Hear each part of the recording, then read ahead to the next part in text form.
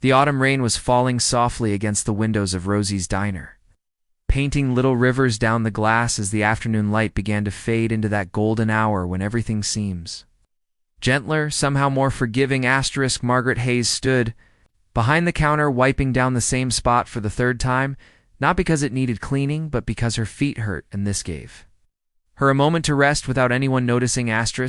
She was 53 years old and had been working at this diner for almost 7 years now, ever since her husband, Robert, passed away suddenly, leaving her alone with 2 teenage daughters and a mortgage that seemed impossible. The girls were good girls. Sarah was 16 and Emily 14, both working hard. In school, both understanding without being told that money was tight and dreams had to wait. Margaret never complained, though she smiled at every customer, remembered their usual orders, asked about their families, and kept moving, because stopping meant thinking, and thinking meant worrying, and worrying never paid the bills. The dinner rush had just ended, and the diner was quiet except for old Mr. Peterson in his usual corner booth, reading the newspaper over his third cup of coffee, and a well-dressed man who had come in about an hour ago, sitting alone near the window. Margaret had noticed him right away because he looked different from their regular customers. His suit was expensive, the kind you see in magazines. You're not in small town diners. His shoes polished to a mirror shine, his watch catching the light every time he moved his wrist. He had ordered simply, though, just a coffee and a slice of apple pie, which he ate slowly while working on his laptop, barely looking up. Margaret had refilled his coffee twice with a warm smile each time, but he only nodded without really seeing her. She was used to that. Some people looked through waitresses as if they were part of the furniture, as if the hands that brought their food were not attached to a person with a life and worries and dreams of their own. When the man finally closed his laptop and signaled for the check, Margaret brought it over with the same gentle smile. The total came to $8.50. He'd pulled out a credit card and she processed it quickly, bringing back the receipt for him to sign. He signed it, pushed back his chair, and walked out without a word, without even glancing at the tip line. Margaret picked up the receipt and her heart sank just a little, though she tried not to let it. $0, no tip at all. She had served him for over an hour, refilled his coffee, kept his table clean, and he had left nothing. It happened sometimes. She knew that some people forgot, some people were just thoughtful, and some people simply did not care. She tried not to judge, tried to remember that everyone had their own struggles, their own stories. But it still hurt, especially on days like today when Emily needed new shoes for gym class, and the electric bill was due, and Margaret had already worked a double shift, and her feet felt like they might give out any moment. She sighed, quietly picked up the coffee cup, and reached for the plate. And that is when she saw it tucked beneath the plate was a small white envelope. Margaret glanced toward the door, but the man was already gone, disappeared into the rainy evening. With trembling fingers, she picked up the envelope and opened it. Inside was a handwritten note on expensive stationery and a cashier's check. The check was for $50,000. Margaret's knees went weak, and she had to sit down right there in the booth, her hand over her mouth, her eyes filling with tears. The note read in careful, elegant handwriting, "Dear Margaret, do not know me, but I have been watching you for the past hour. Not in a strange way, but in the way someone watches when they are looking for something specific. I came to this town searching for someone worthy of a gift I wanted to give in memory of my mother, who passed away 6 months ago. My mother was a waitress her whole life. She worked in diners, just like this one, for 40 years, raising me and my sister alone after our father left. She taught us that dignity was not about what job you had, but how you did that job. That kindness costs nothing but means everything. That every person deserves respect, no matter who they are. I have been successful in business, very successful. But I never forgot where I came from, or the sacrifices my mother made. In her will, she left instructions for me to find someone who reminded me of her and to give them this gift. I have visited 12 diners in 4 different towns over the past month, watching, waiting, looking for the right person, and then I saw you. I saw how you smiled at the elderly gentleman, even though he has probably been nursing that same coffee for hours. I saw how you stopped to pick up a dropped napkin for a customer who did not even notice I saw. How you moved with tired feet but never let that tiredness show in your face. I saw my mother in you. The check is real, and it is yours, with no strings attached. Asterisk. Pay off your debts, buy your daughters what they need. Take a vacation, do whatever brings.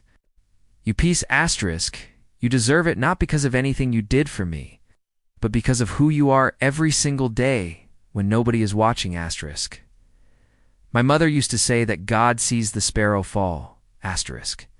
That nothing we do in kindness is ever wasted, even if no one acknowledges it. You have been seen, Margaret. You have been valued, asterisk, and you are worthy of this blessing. Asterisk. I left no tip on the receipt because I did not want anyone else to see it and ask questions. Asterisk, this is between you and me, and perhaps between you and heaven. Use this gift well, use it with the same grace and dignity you show every day in this diner with deep respect and gratitude, James Mitchell. Margaret sat there for a long time, reading the note over and over until the words blurred through her tears. Asterisk. She thought about all the mornings she had dragged herself out of bed, exhausted, wondering how she would make it through another day. Asterisk. All the times she had smiled when she wanted to cry. Asterisk. All the moments she had chosen kindness when bitterness would have been easier.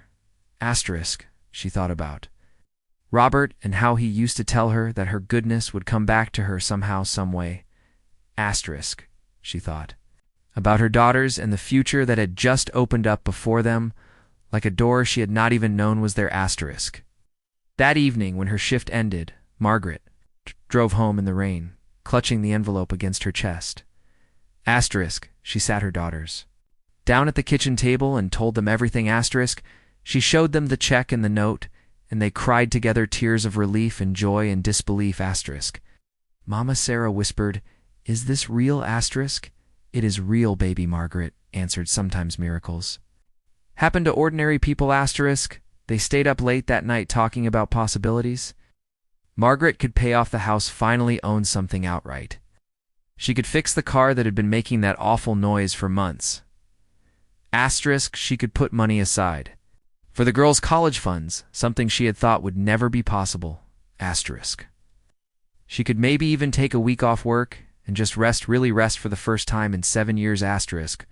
But more than any of that, more than the money itself, it's that gift of being seen of, knowing that her quiet everyday kindness had mattered to someone, that her dignity in the face of hardship had been noticed and honored. Asterisk. The next day, Margaret went to the bank, half afraid that the check would somehow not be real, that this had all been a beautiful dream. Asterisk. But the teller verified it, processed it, and Margaret walked out with a receipt showing $50,000 in her account. She stood on the sidewalk in the sunshine and just breathed. Afterward, Margaret wondered about James Mitchell. Asterisk. She searched for him online and found that he was indeed a successful businessman, a CEO of a technology company who had built his fortune from nothing. Asterisk. In interviews, he often spoke about his mother, about the values she had instilled in him. Asterisk. But he never mentioned the gifts he gave in her memory that was between him and the recipients. Private acts of grace that changed lives quietly without fanfare or recognition.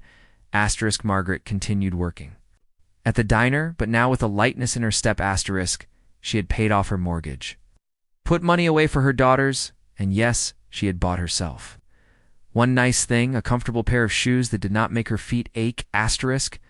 But the greatest gift was not the money. Asterisk.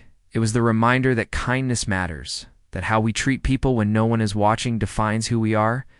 Asterisk. That we are all seen by someone, even when we think we are invisible. Asterisk. 1 year later, on the anniversary of receiving the gift, Margaret wrote her own letter. Asterisk.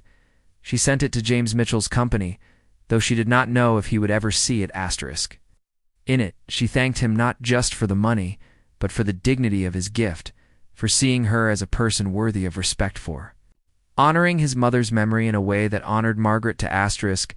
She told him about her daughters, about Sarah, who was now in her first year of community college studying to be a teacher, about Emily, who had made the honor roll asterisk, she told him that she had started volunteering at a women's shelter on her days off, using some of the money to buy toiletries and small necessities for women who had nothing asterisk. She told him that his mother had raised a good son, and that somewhere she was proud asterisk, and she promised to pay the kindness forward in whatever way she could for the rest of her life. Asterisk a month later, she received a short reply asterisk. Dear Margaret, your letter meant more to me than you know. My mother always said that the best way to honor a gift is to become a gift to others. Asterisk, you are doing exactly that. Keep shining your light. The world needs more people like you with gratitude always, James. Asterisk, Margaret kept both letters in a box by her bed, along with a photo of Robert and her girls asterisks on.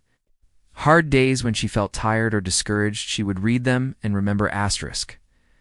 Remember that she was seen, that she mattered, that kindness is never wasted asterisk.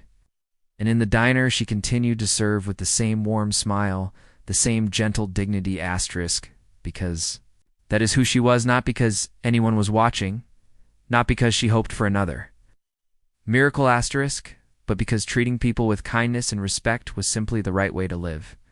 Asterisk, and sometimes, just sometimes, the universe finds a way to remind us that goodness does not go unnoticed asterisk, that there are still people who value character over status, who see worth in every human being asterisk. That beneath the surface of our ordinary days, extraordinary grace is always possible asterisk, Margaret Hayes learned that lesson one rainy autumn afternoon asterisk. And she carried it with her every single day after asterisk, a quiet reminder that we are all more than we seem, that our small acts of kindness ripple out in ways we cannot imagine, and that sometimes the greatest gifts come not from what we receive, but from being truly seen for who we are. Asterisk, the diner still stands on the corner of Main and Maple, asterisk, and Margaret still works there, though. Now she owns a part of it, having bought in with some of her blessing asterisk. She still refills coffee with a smile, still remembers regular orders, still treats every customer with the same dignity and warmth asterisk. And sometimes when she sees someone who looks tired or discouraged, she pays for their meal anonymously, asterisk, leaving just a small note that says, you are seen, you matter. Keep going, because that is what you do when you have been given grace. You pass it on asterisk, one small kindness at a time.